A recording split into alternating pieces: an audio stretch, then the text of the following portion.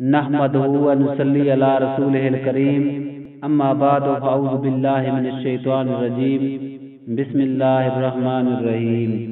قرض کے متعلق اسوہ حسنہ صلی اللہ علیہ وآلہ وسلم۔ مقروض کے لیے وعید: مقروض جنت میں جانے سے رکا رہے گا تا وقت کہ قرض نہ ادا ہو جائے خواہ وہ شہید ہو۔ دوسرے کا قرض یا کوئی ادائیگی اپنے ذمہ لینا سنت ہے۔ آپ صلی اللہ علیہ وآلہ وسلم کا قرض لینا: آپ صلی اللہ علیہ وآلہ وسلم نے یہودی سے گلا ادار لیا تھا اور ذرا گروی رکھوائی تھی۔ آپ صلی اللہ علیہ وآلہ وسلم نے اہل و عیال کی ضرورت کے لیے 20 سائے قرض لیا تھا۔ اسی طرح روایت ہے کہ جو لیا تھا۔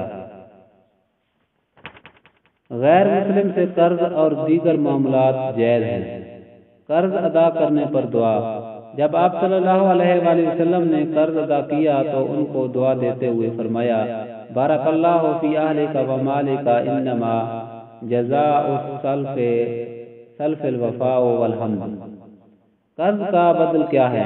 عبداللہ بن ربیع فرماتے ہیں کہ حضور اکرم صلی اللہ علیہ وآلہ وسلم نے 40,000 درہم قرض لیا، پھر میرا قرضہ ادا کر دیا اور فرمایا: قرض کا بدلہ یہی ہے کہ شکر ادا کیا جائے، اس کی تعریف کی جائے اور قرض ادا کر دیا جائے۔ سائل کو دینے کے لیے قرض: سائل کو دینے کے لیے قرض لینا سنت ہے۔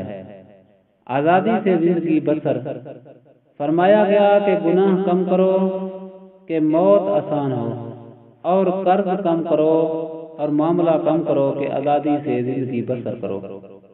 3 شخصوں کا قرض خدا کے ذمے: 3 شخصوں کا قرض خدائے پاک کے ذمے ہے۔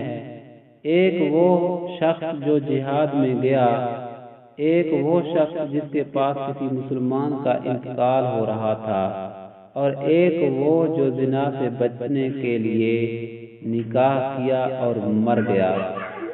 شہید مقروض بھی جنت میں نہیں جائے گا۔ وآخر دعوانا ان الحمد للہ رب العالمین۔